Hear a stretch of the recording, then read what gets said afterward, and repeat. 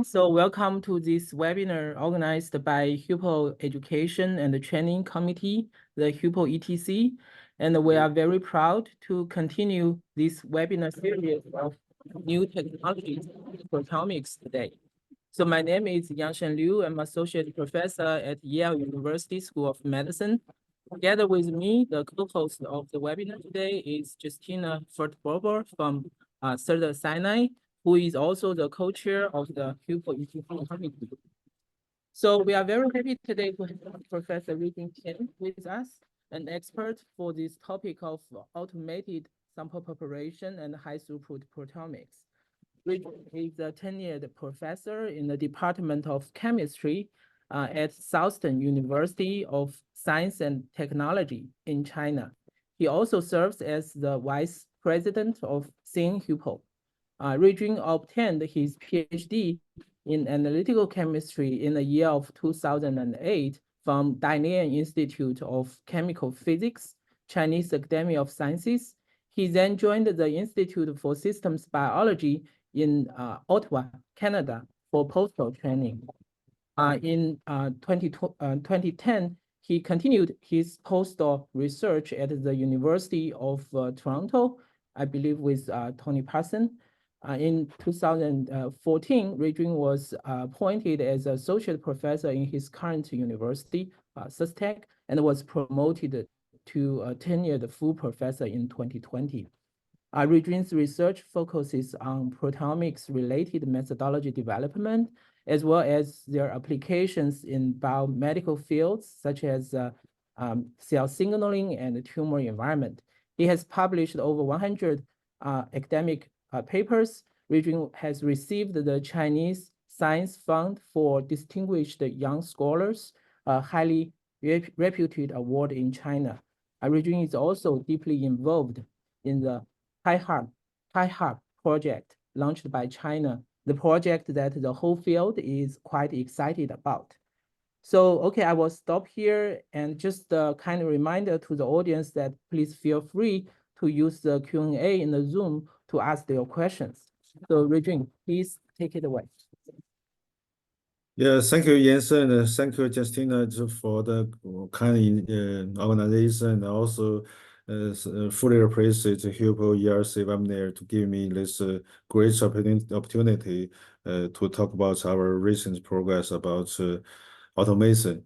So actually, the fully automation it's quite important and also very exciting frontier in the current proteomics field, especially based on the advertisement, according to the introduction, is really because of the last year, the launch of the Astral new mass analyzer. So it's so exciting to move into this high throughput and fully automated field. Today, I'm going to only cover about two topics about the application part, which is chemical proteomics and plasma proteomics. Because there's two reasons for that. Because as you probably noticed, in SUSTEC we have this brand new center called Chemical Biology and Omics Analysis. We hope to integrate all the LCMS-based sample paper, the methodology developments, and all the nice chemical biology field, the method together for this kind of functional proteomics study from the clinical sample. For the plasma proteomics, to be honest, I'm not the expert, but just recently we set up a clinical proteomics lab in the biggest hospital in Shenzhen, because Shenzhen is the fourth biggest city in China. So we, but it's chance in the oncology department. So the only type of clinical sample we get a lot of the access is the plasma. So this is why we can only work on this parts, and hopefully to show some proof of concept data and the concept for this training purpose webinar to raise some of the common sense and the new ideas, and hopefully raise some common discussion to push the field forward.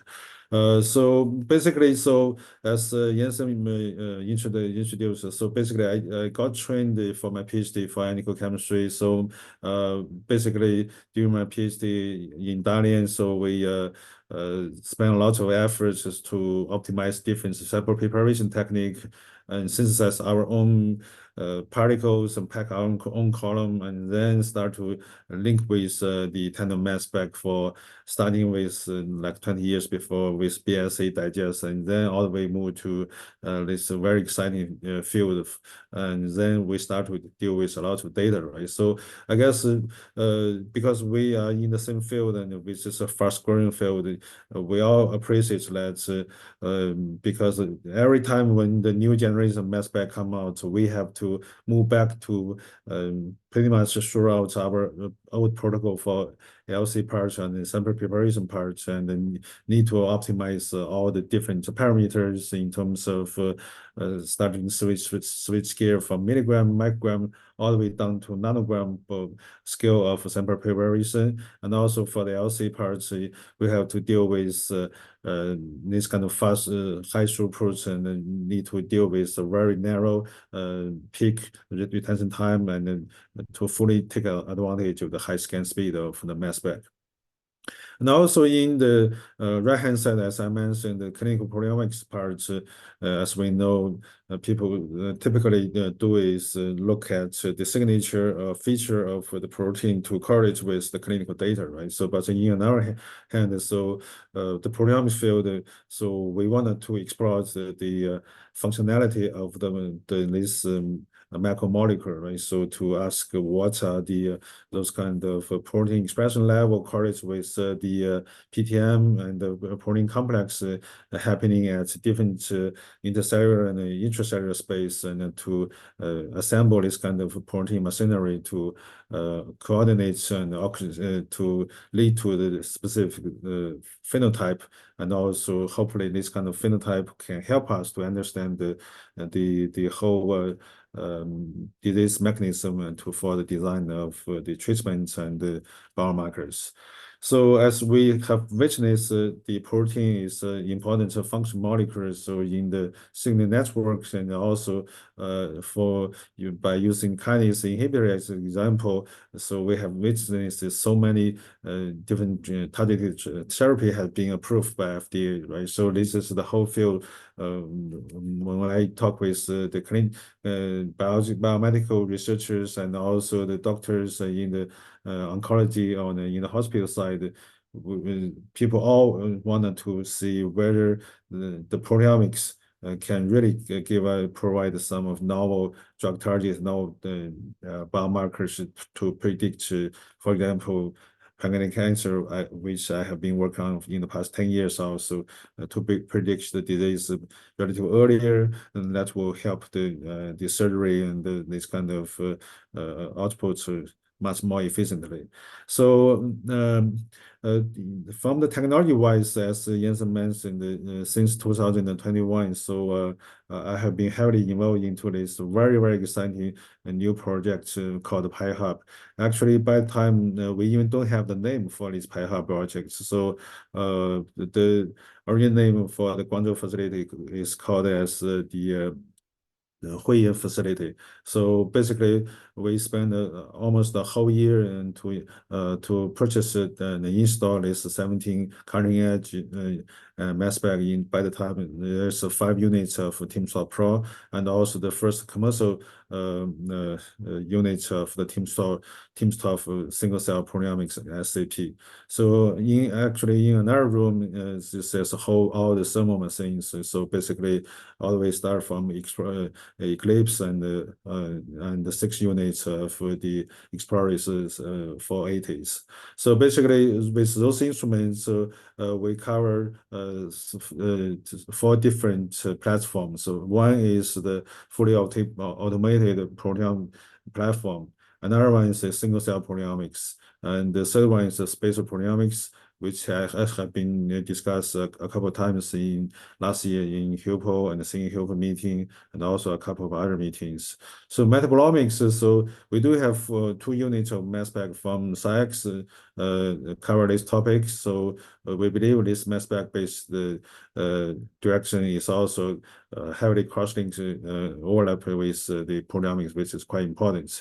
So it's a very lucky chance because for the whole Pi-hub project and Guangzhou facility, we never have a chance to present the whole idea of the automated proteomic platform. So this is fully appreciate this webinar to give us a chance to share how we wanted to set up this. Probably this is the only unit around the world, so invested so much money to starting from scratch to coordinate with the whole efforts. Wanted to achieve this whole idea called omics data factory. Basically, everything starts from 96 well plates and all the way to the sample preparation, data collection, and also data storage and data processing. So this is quite exciting, but to be honest, it's very challenging in terms of, it's not about new concepts, new technology, new ideas, new method. It's all about the engineering side, how to troubleshooting every single details and to make it works and to fully take advantage of the so many clinical resources in China. So I guess this is a very important segment of the technology to support the whole Pi-hub project. So this is probably the only the slides to explain how we set up this whole platform. So basically, the platform basically has a lot of the first time kind of segments. So basically, we adopt the so you can see this is a still old image. So now we have all the neural system. You can see on the right hand side of this video. So all the neural system has been customer designed to fit this automated version. Basically, there's the place loader open on the left hand side of the auto sampler. You can see right now. You can see the plates can be directly put onto the placeholder. So that's gonna to directly send into the auto sampler in the neural system. That way we can basically to link all the sample preparation parts of the world to the mass spec parts of the world by two robots, which has you can see it's very smart and can handle a lot of different tasks. One challenging task is actually we have high speed, low temperature centrifuge is actually under the whole station. So basically, this whole liquid handler need to really push the arm, extend the arm down to the table, so that way to push the plates into the centrifuge and then take it out. And also the other parts of the novel instruments, because for example, for the SPEVAC, this is probably the first commercial unit of the SPEVAC that fits into its proteomics workflow. And also you can see from here, it's a fridge, basically store all the samples and reagents at 4 degree. If you go all the way down there is a Bravo system. I'm gonna to give more detail about this in later. So actually here is has a 40 to 70 different deck of the Beckman i7 liquid handler system, and all the way down to there is it has the conversion system. Basically, that's probably the only type of instrument that can do non-contact sonic casing at the 96 well format, and also fits the automation purpose. And so with that, basically, we already make it work. So currently, we are running our application part of the project in terms of more than 1,000 clinical sample for the plasma proteomics and also the spatial proteomics. So, but today I'm gonna to only introduce about some of the basic concepts and at the beginning how we and also my team in Sustech in Shenzhen to design this kind of 96 well plates-based sample preparation. So you can imagine about this, right? Basically, for automation, there's again there's no novel concept, novel idea. So basically, you just need to switch your manually handled and then manually process the protocol to this 96 well formats of the protocol. And then again, like I mentioned, on this Pi-hub project platform, we have the i7 system basically has a very rich amount of the play deck that can fit all sorts of different purpose in terms of store to store the different type of reagents and also different type of tip and also but well, we are lucky because we don't need to do the thermal control inside of the liquid handler. We move it out and to do it outside. And also for the party pressure system, we also have the third party party pressure system that can move the plates inside and outside of the whole stage stage. And also we have a small Bravo system which has a 9 deck, but actually there's only 7 working deck on the Bravo system because there's the liquid handling the aspirin system and also the partial pressure system. So this is very nice because most of people in the proteomics or biological mass spec field love this system, especially with the SMAP function, which is quite unique in terms of to do the 96 plex of the partial pressure system with very well controlled and accurate flow rates, which is quite unique as compared with other liquid handler. So basically, I'm going to show you the example how we integrate some of our chemical proteomics workflow and also the other type of plasma proteome workflow into this two type of system. The first system, so it's probably you will feel less, which is quite boring, which is the typical 96 well plate-based in-solution digestion, especially for plasma proteomics. As we already witnessed in the past 12 months also, at least it's happening a lot in China. So we can see a lot of the top journal paper in Nature Medicine, those kind of journal, don't need to do any this kind of high bonding protein depletion or nanoparticle-based enrichments and just use straightforward this kind of in-solution digestion with a very limited amount of microliter level for the plasma sample, and then use this kind of DAC system to do the automation. Basically, what you are dealing with is you need to program the liquid handler to properly fit all the tips and the required reduction alkanes and digestion and the reagents. In this small work, basically we have the orbital seeker and also the heating system inside of this whole liquid handler. So basically, actually, as I mentioned, in the Shenzhen, the biggest hospital oncology department, we only have access to exposure to 40 mass spec, which is in terms of performance, it's relatively low end, but we make it very robustly working, running 24 hours and 7 days per week, and only for clinical plasma proteomics samples. So you can see the performance. We basically compare with some of different temperatures in terms of to do the digestion. You can see which works quite well in within our 1 hour. So even at 60 degrees, we can make it the digestion work properly, and also different combination of the trypsin or lysine, which also works quite well. So basically, to be honest, so in our experience, even though we only can cover around the 300 proteins on this low-end machine. So basically, but at least in terms of the reduction alkanes and digestion efficiency and also the quantification and the reproducibility, all works quite well. So we did a demo test, which is quite interesting topic. So I just asked my students, which is a master degree students, don't have a lot of time to do a big project, ask them. So how about we ask a simple question that for the cancer patients with different age.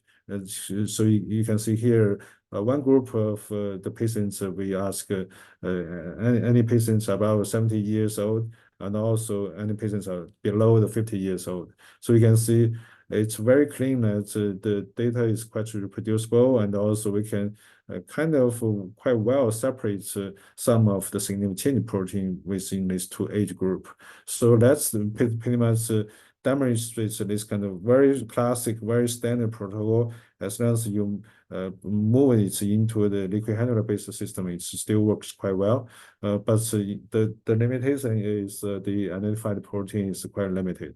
So this is why I guess everybody will appreciate it as this whole idea called integrated proteomic sample preparation is the most cutting edge sample preparation protocol in terms of both has the advantage in terms of the throughput and also the sensitivity. So in terms of sensitivity parts, basically we have been heavily applied this type of protocol for spatial proteomics or single cell resolution spatial proteomics. I don't have time to talk about today at all, but this really help us a lot, especially for this the SPE-based protocol. Anyway, so in terms of throughput, you can think about this, right? So the standard protocol doesn't matter where the sample is come from, body fluid cell or tissues. We always need to go through this standard whole protocol: denature, reduction, organization, digestion, desorting. Peptide fragmentation is not decaying anymore, but today I'm going to mention about the TMT is always the favorite for this kind of really high throughput type of application, especially for drug screening field and in the chemical proteomics. So basically, the whole idea of the integrated proteomic sample preparation, so one and two integrates all those sample preparation steps into single tips, single device or single step. That's really makes the sample loss to reduce as much as possible. But in terms of this fully automated high throughput platform, the benefits will be reduce a lot of this kind of batch effects and manually handle this and to reduce the performance of the quantification precision. So this is the key point I wanted to highlight. So by time, we made a systematic comparison of different type of protocol, which cover a lot of the favorite method or even the instruments. So for example, the nanopore now is commercialized, which become the driving force, the most popular protocol for our platform for the single cell proteomics. But by the time it's even not commercialized yet. The IST protocol from Professor Matthias Smith's group and also the FAST is for sure represents one of the pioneer solution and which has been commercialized in the early days and works quite well.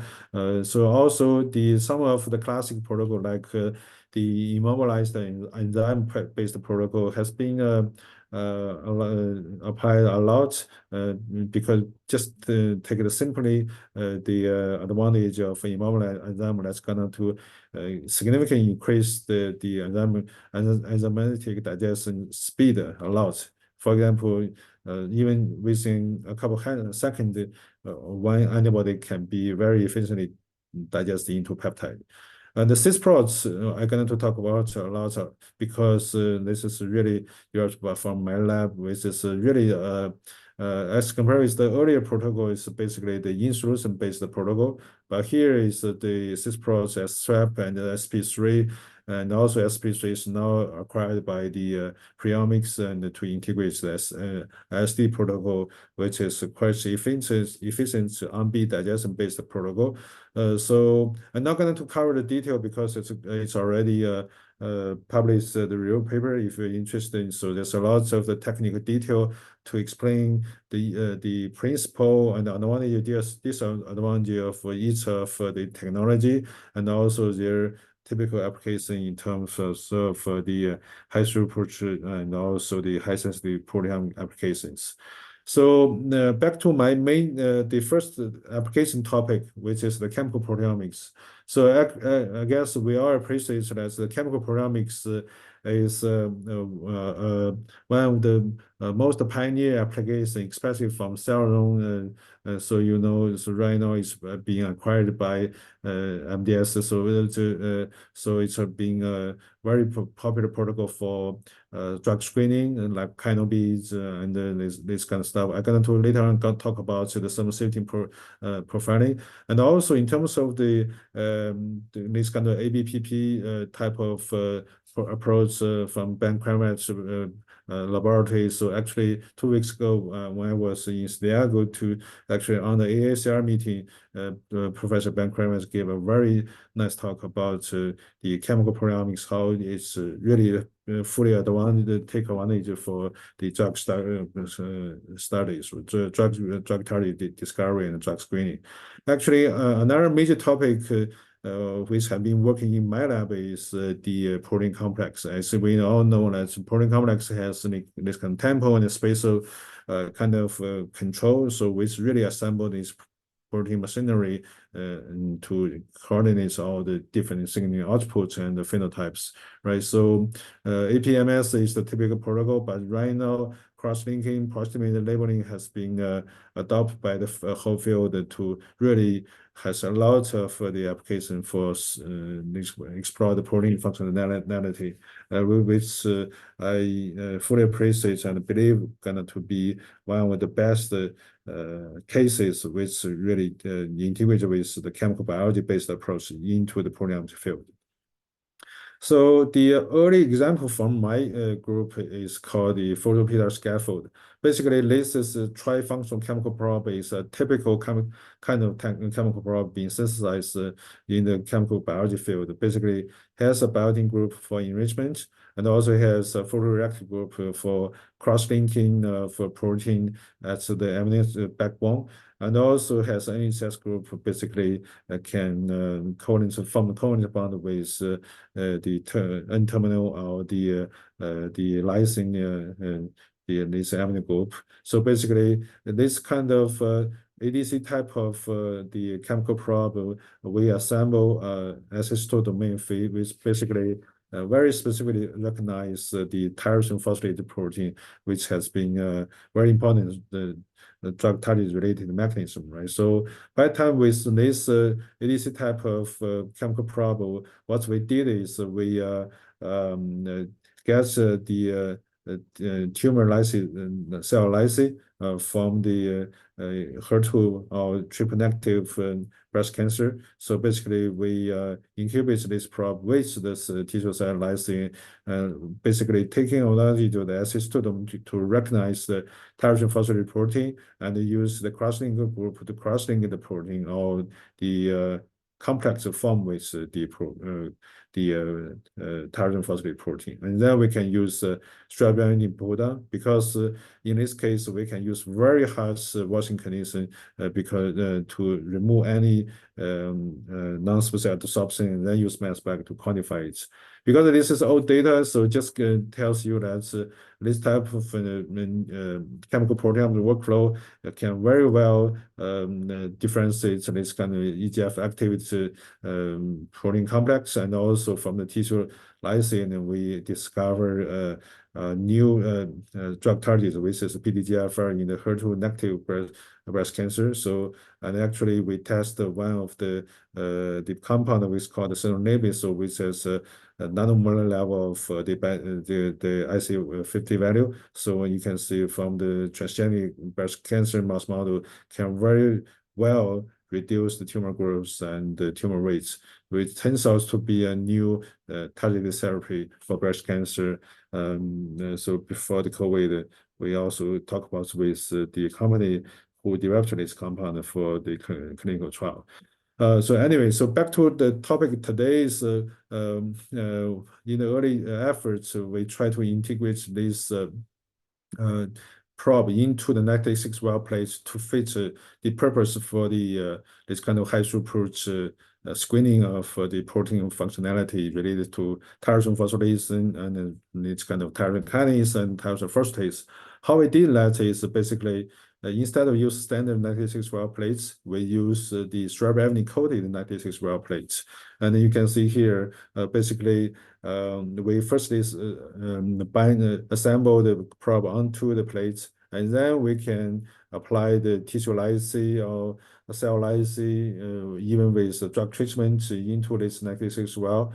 And then basically the tyrosine phosphate protein can be captured and recognized by this cross-link by this protocol. So with the UV cross-linking, you can think about this, right? Even at 96 well plate formats, you can very easily to apply the UV light onto the whole plates. And that's very very convenient to do this kind of high throughput kind of workflow. And then after that, basically we do the strong walls, and then we use the in-well digestion to convert them to peptide. And by the time we even developed the DIV workflow with the 1 microliter per minute of the flow rate to increase the whole throughput within 30 minutes on the HFX machine. And also actually another combination is after we did the mass spec-based discovery, we even switched gear to the antibody-based, the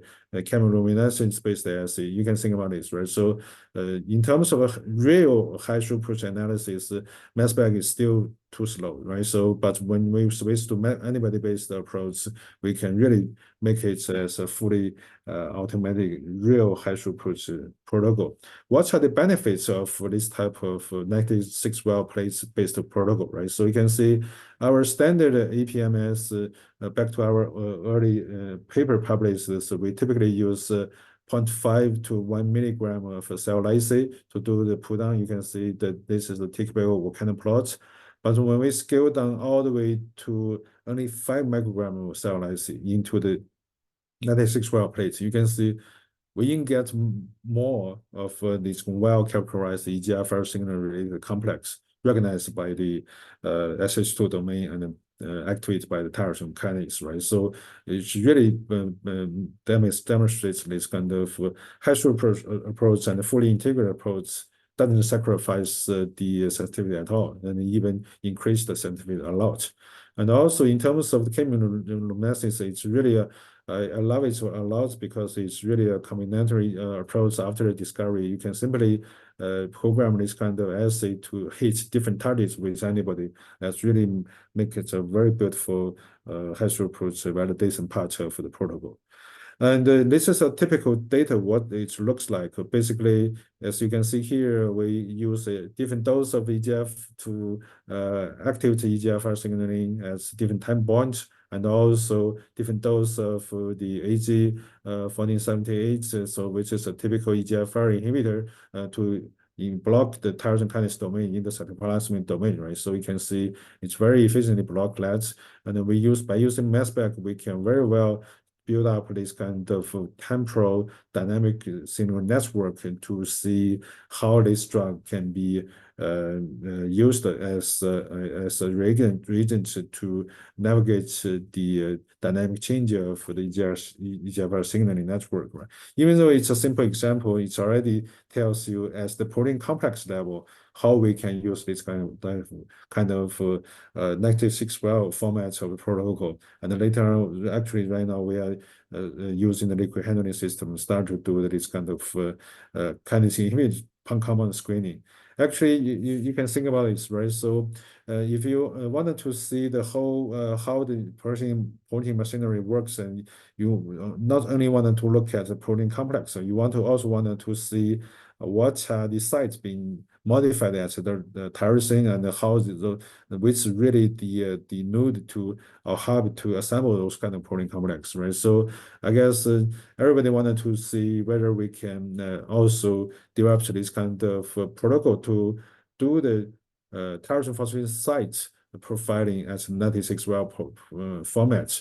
As we all appreciate from the pioneer work from the Professor Matthias Mann's group, who develops the easy phosphor protocol for the serum screening, and also the global phosphoproteomics enrichment at the 96 well plates. In this work, basically, by only use 3 96 well plates, we can fully achieve this 96-well plate-based cell culture kinase inhibitor treatment.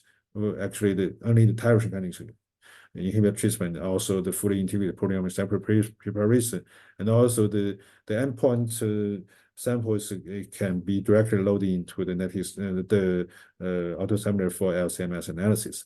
How we did that is we do the 96-well plates-based cell culture firstly. After the was in the cell, and then we're gonna to directly load the lysis buffer to and also do the reduction and in the first plates. After that, we're going to recover the supernatant, basically transfer them into the second plates. Basically, we can do the this kind of alkanism precision and also digestion. We use the PNSS to stop the quench the digestion process, and then going to transfer the peptide directly into the third plate, which we use to modify the acid domain, not in the trifunction probe version, but actually in the only the two bifunction version, basically introduce the biotin group only to assemble them onto the lattice-well plates. In this case, we can only capture the tyrosine phosphate peptide, not the tyrosine phosphate protein and the protein complex.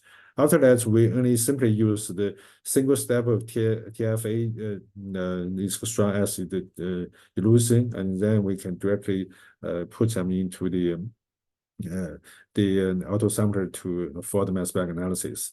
How it works, and you can see we optimize the protocol from different loading amounts of the peptide. You can see from 200 microgram all the way to 200 nanogram for cell lysis. You can see that's 200 microgram. We can even reach to around 400 tyrosine phosphorylation sites. So it's a quite good data. And also in terms of this specificity, you can think about it, right? So typically people do a tandem step of the antibody-based enrichment and also the chemical-based enrichment to further increase the specificity. But in this case, our protocol even works quite well to single-step enrichment by the SH2 domain can ensure a high specificity, right? So which is quite amazing.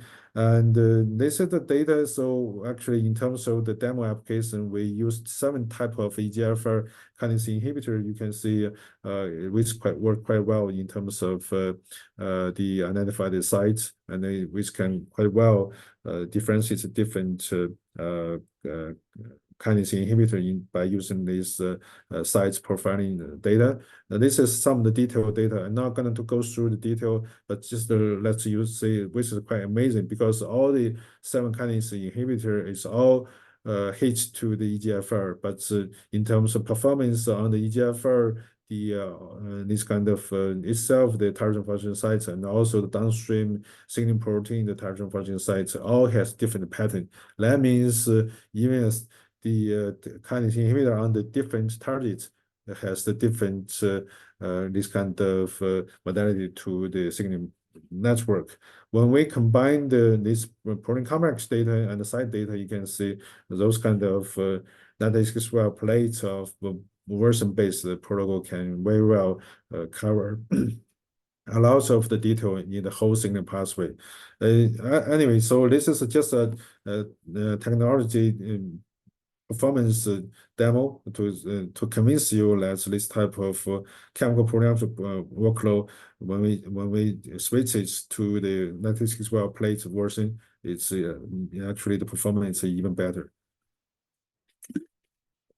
Okay, this is my first example. The second example, and also basically this last example, is the global protein profiling. So actually, we have been working on a long time called the CISPROS protocol.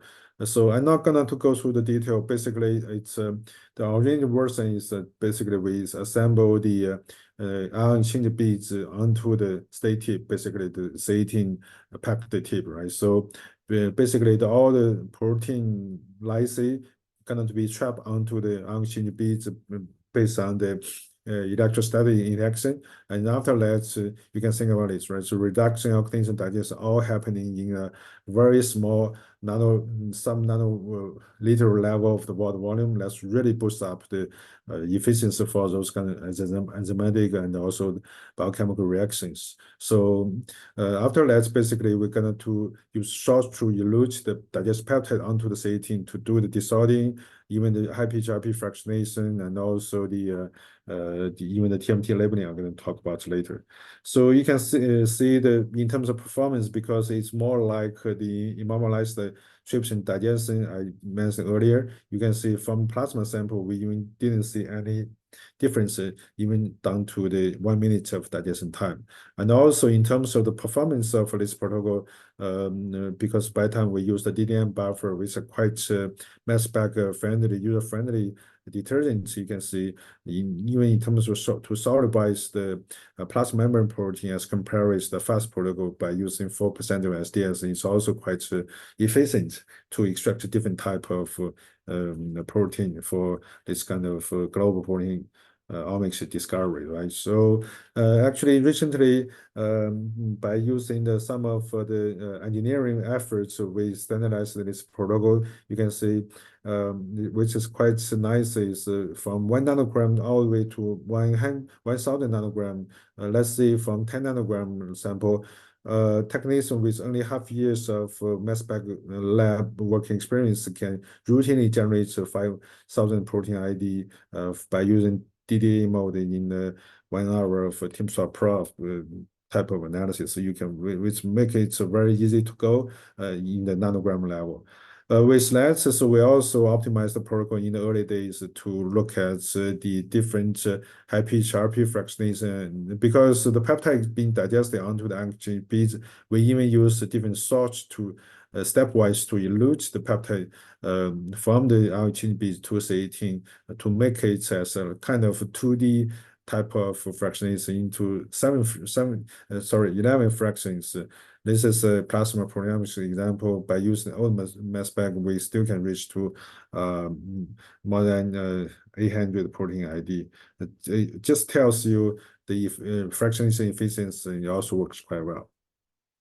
In the past couple of years, we have been applied in many different type of cases. I'm not going to go to the detail, but today I'm going to highlight our recent progress in terms of the automation and also how to use it to the thermal profiling applications. So this is our original efforts to try to use the gas-driven automation protocol. Basically, it's a single channel, even on the capillary electrophoresis machine. Long story short, basically, we even engineering this, made this kind of small microfluidic chip, and then you can see as compared to automatic operation, the manual operation automated version has the similar performance. And also you can see the benefits of automation has a relatively small error bar, which as expected, right? So, but which is not enough, right? So for high throughput proteomics, we always wanted to see whether it could be has 96 well, at least 96 plex functionality, right? So why it's important is just because in the chemical proteomics field, especially for drug screening type of application, it's not only limited to the thermal proteome profiling, but this is the best example. We wanted to see whether this can benefit for this protocol. Basically, people love it, and a very popular protocol to heat the sample from 37 degree all the way to 67 degree with 10 different temperature points. Each temperature point going to have the drug treatment and label with TMT. We're going to build up this kind of typical some safety curve with the direct TM that can distinguish the drug target, the off-target effect as the global proteome level, right? So, but this protocol is time-consuming and quite costly in terms of TMT labeling, because the typical TMT reagents per reaction is need to use 100 microgram cell lysis. We want to see whether this protocol can be helpful for reduced cost and increase the throughput. What's our early efforts by collaborating with Professor Kristen in my department is we basically use the CISPR protocol. After the digestion action I mentioned earlier on the ion exchange beads, we're going to use salts to elute peptide onto the C18. After we finish the desorting step, we actually do this on beads TMT labeling onto the C18 beads. And then we're going to use the separate tip to do the high PHRP fractionation to reduce the sample complexity for the TPP application. How it works, basically, instead of using 100 microgram standard cell lysis, we basically use 10 microgram all the way to 1 microgram cell lysis. You can see the identification and quantification reproducibility is quite good. And you can see this is the MTX, which is the proof concept of the compound, which has a known drug target called the DHFR. You can see from 10 microgram, 5 microgram, we can very well differentiate DHFR, right? So 1 microgram, not so good, but still acceptable, at least in my lab and Chris' lab. So right now we routinely use 10 microgram as our starting material to reduce the cost 10 times. You can see our ultralights, we also do the isothermal sifting assay. Basically at 52 degree, we do the drug treatment. You can see we can also very well differentiate the real drug target very well. With that, basically, this is the key purpose of this talk. We wanted to introduce, based on the SMAP function of the Bravo, as I mentioned, we have our customized the derived the systol tip. We can fit onto the those small syringe tip on the SMAP function. Basically, before we fix the tip, we can gonna to aspirate the sample into the pipette tip onto the SMAP function, and then we're gonna load the CISPR tip, and that way we can dispense the sample into the CISPR tip. After that, we can finish the whole CISPR process in a fully automated version. You can think about it, right? So we hope to make these throughput efforts and to take advantage of the low cost, as I mentioned, by the CISPRs to increase the throughput. And also, in this case, for the drug screening part, we only use the IST protocol and also even use the DI workflow to increase the throughput. And how it works, in the automatic version, what I mean automatic is 96-well plate-based automation. You can see it works quite well in terms of reproducibility, in terms of protein ID and the codification. And also, we're going to pay a lot of attention about TMT labeling, right? So you can see, according to the thermal safety protocol, because the buffer need be custom designed, so the extraction efficiency of the protein is not that efficient, but still we can reach to 3,000 protein ID. In terms of labeling efficiency, is very good. We also very carefully evaluate the over labeling case on the tyrosine, serine, and threonine and histidine. You can see we can control it very well, which is quite important to ensure the data quality. And also we evaluate the 3 batches of 96 sample to be processed in the 96 plex, and you can see in terms of the identification, reproducibility, and also miscleavage, and also the different protein and different abundance cover around the 3 dynamic range. You can see its reproducibility is also quite good. With that, basically we adopt the IST protocol and also the auto CISPRs and the DIA accuracy method, and to do this kind of relatively high throughput screening for 19 kinase inhibitors. You can see here all the known drug targets can be very well identified, and also we identify a lot of the potential off-target effects. And after that, basically we switch back to the standard temperature points of the thermal protein profiling protocol to validate our discovery.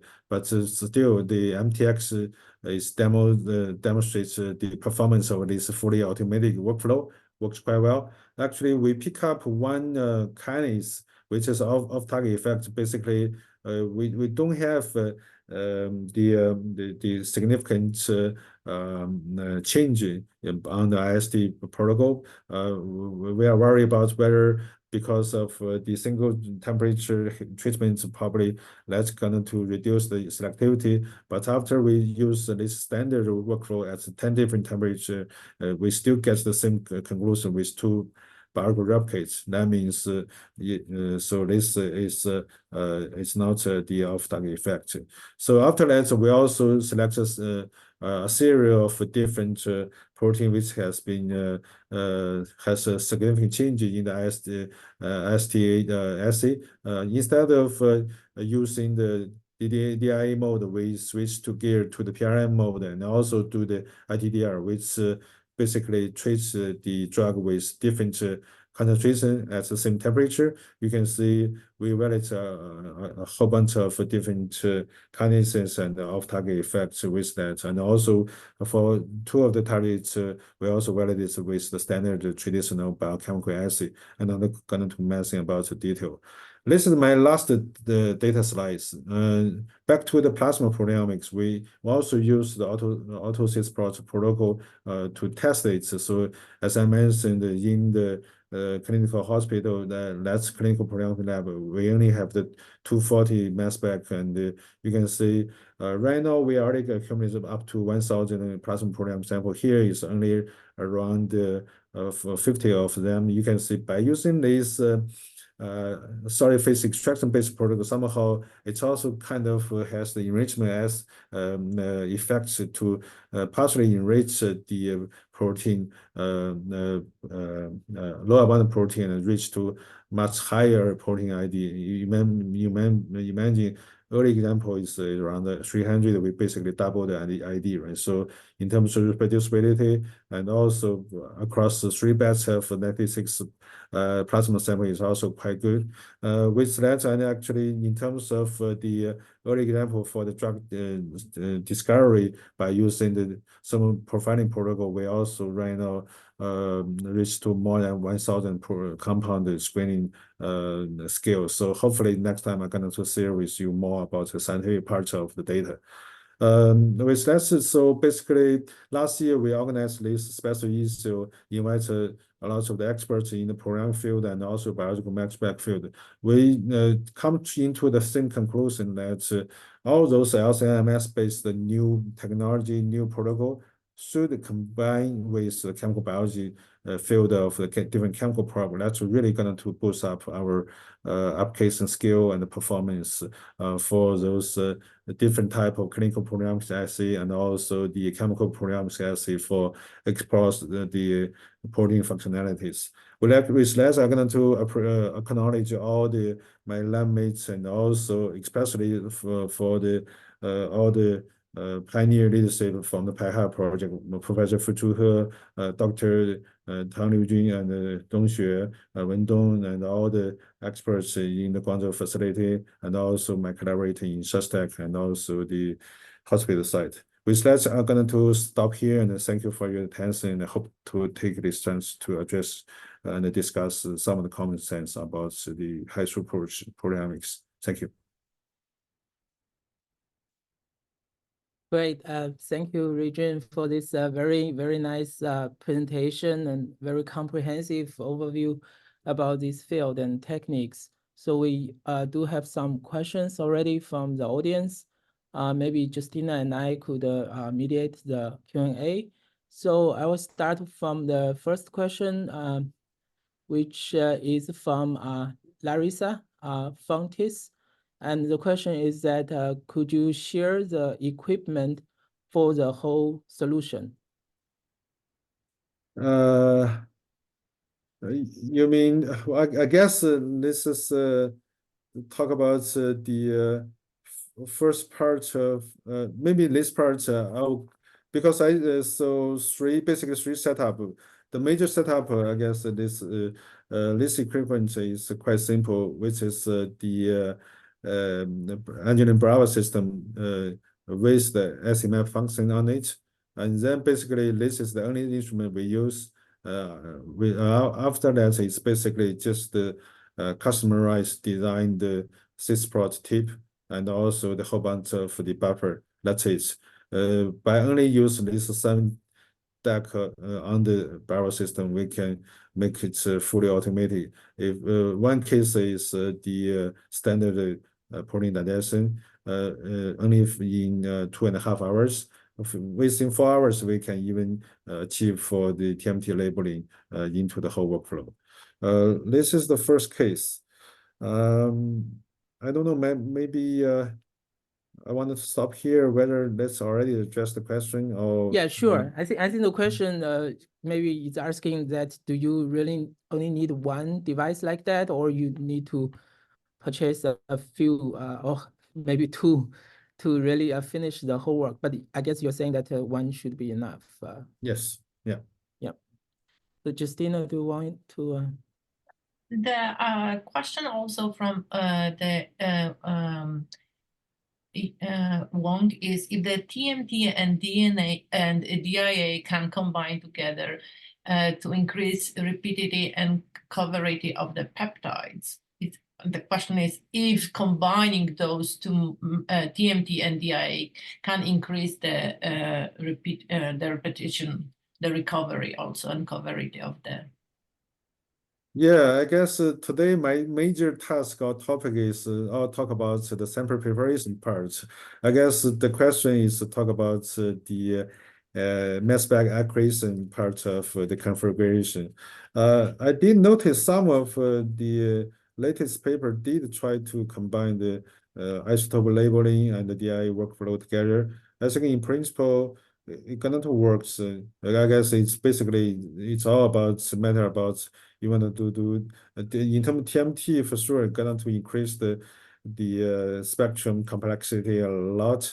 I don't need notice one or two papers there, but to be honest, I'm not the real experts here. But in our early days, we did try to do some of the dimensional labeling, basically the MS1 based quantification combination with the DIA. I guess for sure, this is the way to go to further boost up the complement this kind of different complexity of the mass spec accuracy part. Thank you. Yeah, I mean, I think the topic is about automatic sample preparation, and DIA and TMT are all very interesting techniques and may need some additional investigation on their respective advantage. Another relevant important component in the whole process is, of course, the mass spectrometry, right? So with the recent mass spectrometer like Astral or Ultra, now we can really go to the high throughput. In that regard, the automation of sample preparation become more and more important. So I want to relate this to this result that you obtained from the tyrosine phosphoproteomics. You said that you could identify maybe 400 sites from 200 micrograms of the proteins. So this sounds like a good result, but it compared to this most recent comprehensive studies, the size of the phosphotyrosine is not so high, right? So do you think if you introduce the latest mass spectrometry technologies, you would push this number, or what is the limitation here? Yeah, it's a great question. So here, I guess you can think about it, right? We only use negative 6-well plate culture cell to do that. So if you notice Okay. our recent paper on the Nature Chemical Biology, if you in that case, if we introduce a constitutive activation mutation in the SARC kinase, which is a tyrosine kinase, right? So by only use a single 1 hour of mass spec time, it's exactly same machine HFX for this study on the screen. We even can reach to around 6,000 to 7,000 for tyrosine phosphorylation site ID after 30 minutes of this constitutive activation mutation treatments. So it's really matter about the biological system for you are dealing with. In terms of this, and back to your question, Jensen. So by the time when we received the reviewer comments from this paper, the reviewer did ask us to further optimize the mass spec part of the configuration. Yes, so the answer is when we increase the time for accumulating the ion for MS scan, we did further boost up the sensitivity a lot. So for sure, in terms of the PTM profiling, I believe there's a lot of space to optimize the machine for the Astral type of machine. I still remember after last year's ASMS, I was invited to Bremen to see how the Astral machine being assembled. I has a lot of discussion with the scientists like Dr. Makarov and other scientists like Dr. Xue Yuan. So the common sense is by the time I did ask this question, because the PTM part of the test was done from Professor Steve Giggy's lab. So ask whether by combining optimize the protocol and even with the TMT labeling, whether it's going to happen for this kind of single cell PTM profiling, right? So unfortunately, by the time there's no lab has the machine to do this type of test yet. I'm really looking forward to do this kind of PTM profiling in a very short gradients and a limited amounts of clinical material. Yeah, Right. thank you. I think so. You partially answered the next question, which was from Larissa, and the question was, "Have you tried single cell?" Yes. So you say that not yet. Yeah, I guess the whole field probably don't have such data being presented yet, right? Yeah. So actually, even though we don't have machine on our own hand yet, but we did get a chance to send the same sample to the demo lab, actually to both thermal and broker for the Astral and Ultra. So our hand is even though we didn't spend a lot of time to optimize the machine, but the performance is both machine is very great and promising. So I guess it's really depends on the whole field to I even have the very thorough discussion last night with the local team from Thermo. I guess for sure.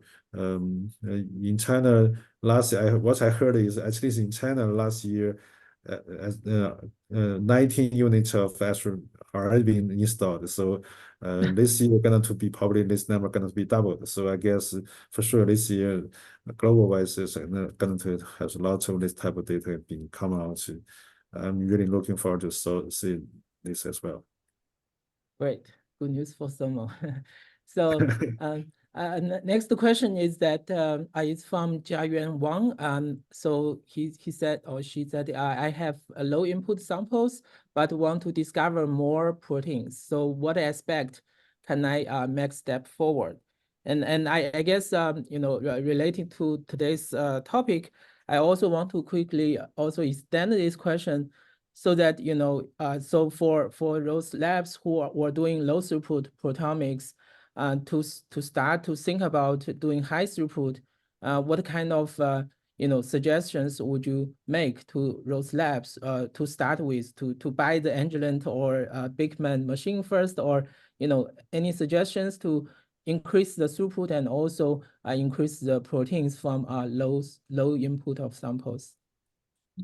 Yeah, so it's a great question. I probably wanted to address the question from two angles because it's even though we buy the Astral or Ultra machine, it's not only one part or another part. We have to synergistically optimize both the sample preparation part and the LC parts to fully take advantage of the mass spec performance. In terms of the first part, the sample preparation, I believe the integrated sample preparation workflow is the way to go if you want to do this kind of low inputs, let's say the nanogram level of the sample preparation. As I mentioned earlier, right? So this standard non-displacement, non-enrichment, standard in-vivo digestion yeah, so basically, most people only can achieve around the 300 to 500 protein ID. If you don't do this kind of math between around kind of function stuff, right? So, but if you switch gear to like this back to the this protocol, so autosys prots. This is a solid phase extraction based protocol, as I mentioned, right? Besides the sys prots, there's also the S-trap and the SP3 type of protocol. With this kind of enrichment or capture type of machinery there, that's going to help to ensure the to avoid this kind of sample loss. This one thing. Another thing is because all the biochemical reactions happening on the beads, that's really going to boost up the efficiency of those kind of reaction. So with these two aspects of the benefits, I guess the solid phase based expression, solid phase expression based protocol will have the advantage. So as I mentioned earlier, so this data, right? So you can clearly see the from 1 nanogram to 1 microgram protein, we can routinely get very good protein ID number from nanogram range of sample. Besides that, I will also want to highlight the LC parts, right? So people can see the USAP have been a popular protocol. This is one solution. Actually, I was the first user in China to for the USAP. So even though it's quite tricky to make it work, so, but a lot of the paper already demonstrates very exciting data based on this system. So with this new LC configuration, that's really can help to significantly increase the throughput, right? So actually in the clinical program lab, if you not really care about the studying material, we also spend lots of effort to test the microflow base the LC. So basically, we need to increase the protein the column ID from 100 micrometer to 1 millimeter. So in that case, you can get beautiful pitch shape, and also you can very easily reduce the whole sample loading time and the grading time. But the trade-off is you need to load a lot more proteins. Actually, when we use the 240 mass spec, at least in terms of plasma sample, this type of high amounts of sample loading tends to contaminate to reduce to make it the mass spec sensitivity performance drop very quickly. Sometimes it's within 1 day or 2 days already make it happen. So I guess it's a case by case. Depends on your application. So a little bit to the to that topic. So our next attending, excuse me, is asking, have you used other resins, for example, test SDB, RPS in the cis prot technology? Yeah, so if for the question for the CISPRO part, actually this combination is the key point. The first part is ion-exchange beads, and then the C18. Actually, if you trade back to the early days, like the 1990s, there's some of the paper I remember from University of Alberta from Professor Li Liang's group is already published an analytical chemistry paper.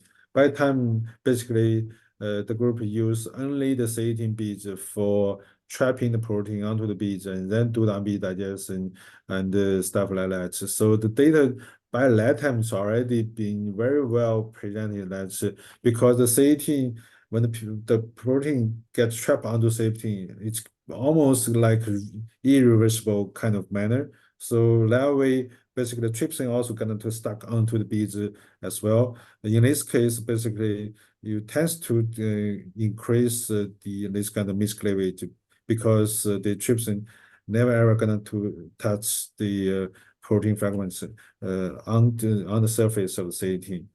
So this is in principle already been well approved. So So this is why for our team, we only test the SCX and the SAX beads and their combination in different ratio. So in principle, for sure, as long as the protein being trapped onto the beads in a reversible version, so I think that could work as well. Because what you wanted to achieve is to capture the protein in a reversible manner. That way can allow the trypsin to freely and efficiently digest the protein into the peptide. Also, have you tried any other enzymes than trypsin?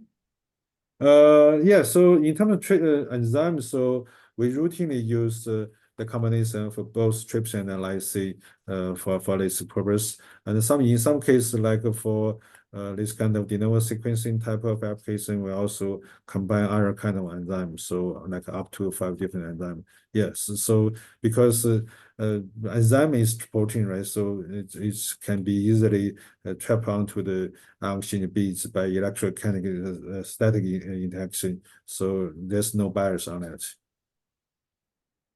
Great. Yeah, the audience are also quite interested in this tip, the Sysport tips, right? So one following question from Zhongqiang Ma is that how many times can this sample preparation chip or tip being used? And also related to that, this sounds very interesting. So are you you said you customized the tip solution. So are you really make it in your lab by the lab members, or are you considering to do some commercial solution in the future? Yeah, so it's also a great question. So basically, this tip is disposable. We only use once. The simple reason is that when the protein being trapped on even on the oxygen beads, it's almost impossible to 100% to remove it properly, right? So otherwise, you always get this kind of carryover. This is why it's basically packed onto this kind of plastic tip, and the packaging material is a very limited amount. It's very cheap, so this is why we only use it once, disposable. The good thing is, yes, so now it's commercialized, so people can start to buy it. Otherwise, every single time when I present anything related to this process, I always get asked for this question. Nice. And there is also a very specific question from Dr. Feng. In the last part of the slides, why the identification counts drop down to around 4,000 for sample 42? So if we can move. I don't know which. I think so. It's on the bar graphs. At the Graph. end, yeah. Yeah. Yes, here you see this. You have the 42 samples. This one big drop. So. Oh, I see. So yes, this is the sample from different patients. So probably because of the variation Biological. from the yeah. Okay, and I'm sorry to point it, but Cassandra Wong, you also have your hand raised before. So do you want to have your question? Or your question was already answered?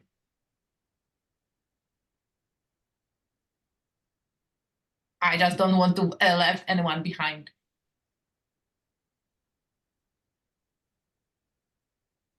All right. I think so with that, thank you so much for the presentation, for really nice discussion. I think so, me definitely learn a lot, and I have some, important improvement to do in my workload. So one more time, thank you so much. And I also would like to remember everyone that ETC, Education and Training Committee, is organizing those type of webinars monthly. And our next webinar is going to be on the May 10. So please stay tuned and watch for all of the other announcements. Thank you so much one more time.